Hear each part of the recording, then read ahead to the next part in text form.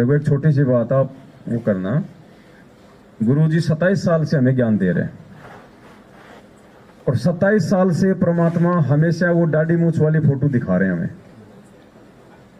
खुद की भी गुरुजी ने जहां सत्संग करते थे वहां ऊपर एक बड़ी फोटो लगा रखी गुरु गोविंद की, ऊपर दाढ़ी मूछ वाला, नीचे गुरुजी। फिर नीचे जहां पे दान पेटियां रखी रहती थी आश्रम में वहां भी बड़ी सी फोटो, ऊपर कबीर जी की, नीचे गुरु जी की। और हर बार सत्संग में यही कम है, ये Kabir is God, Kabir is God, ये है कबीर परमात्मा, ये है कबीर परमात्मा। और आज इन साध संगतियों में उस कबीर जी को हटा दिया गया है, उस फोटो को भगवान मानने से इनकार कर दिया गया है, और एक नहीं हजारों की संख्या में। क्यों भाई? परमात्मा ने तो कहा कि ये भगवान है, उसको आगे रख रख के तो क्या हम गुरु जी के वचन की अवहेलना कर रहे हैं क्या? ये हिम्मत भगत जी कोई सूरमा कर सकते हैं, सूरमा, क्योंकि ये हिम्मत होगी ज्ञान से और युगों युगों के भक्ति मजबूत संस्कारों से। ये आम भक्तों की बस की बात नहीं है। हम कह देते हैं कि यार उनके समझ में क्यों नहीं आ रही, उनके समझ में क्यों नहीं आ रही। नाम दीक्षा लेने से पहले हमें समझ में आ रही थी क्या कि कौन भगवान है? मालिक ने बुद्धि खोली तो समझ में आया ना। पहले तो ये समझ में आया कि दाढ़ी मूछ वाला भगवान है, और अब समझ में आ गया कि यही भगवान है। खुद का परिचय ये खुद ही खुदा है। इसकी जानकारी कौन दे देगा? जो है रे परले पार का, उस परले पार वाले की जानकारी तो खुद परले पार वाला ही आके देगा, दूसरा नहीं दे सकता।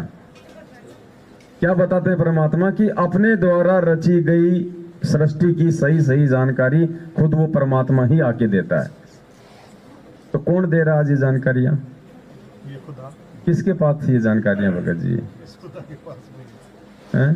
कुएं का मेंढक कभी मतलब समुद्र की जानकारी दे सकता है क्या?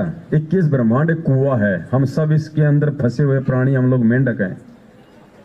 अब कुएं का मेंढक की औकात नहीं है भगत जी। पहली बात तो कुएं से बाहर नहीं निकल सकता, और निकल गया तो समुद्र तक नहीं पहुंच सकता, इम्पॉसिबल।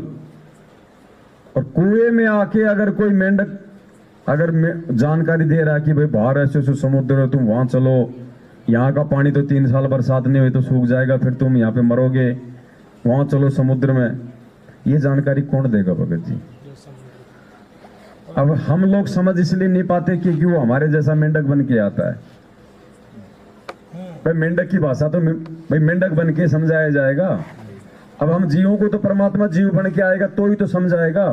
अब परमात्मा हाथी बन के चिंगाड़ मारे तो हमारे क्या समझ में आवे कि ये क्या बता रहे हैं? तो हमारे जैसा बन के आया हमें सतलोक की जानकारी देने के लिए, समुद्र की, तो हमने उसको अपने जैसा ही मेंढक, अपने जैसा जीव मान लिया।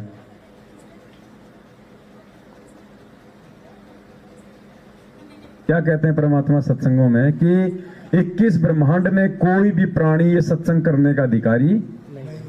तो फिर गुरु जी कौन है? अगर वो प्राणी नहीं है जो जानकारी दे रहा है तो फिर वो कौन है?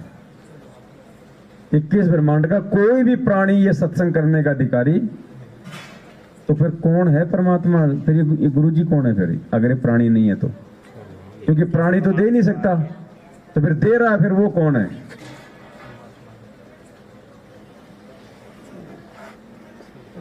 भगत जी इन्हीं विषयों के ऊपर डिस्कस करना, चर्चा करना, इसी को साध संगत कहते हैं।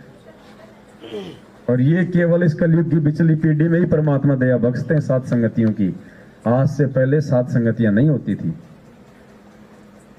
क्योंकि वो करेंगे किस बात में विचार? उन्होंने गुरु को परमात्मा मानना ही नहीं था, उनकी बुद्धि वहां तक थी ही नहीं, वो समय नहीं था वो पार करने का। आज परमात्मा हमें तैयार कर रहे हैं। आज गुरुजी नहीं कह रहे कि मैं हूं परमात्मा, लेकिन ज्ञान आधार से अब देख लो हम मान रहे हैं इस बात को कि हाँ यही परमात्मा है।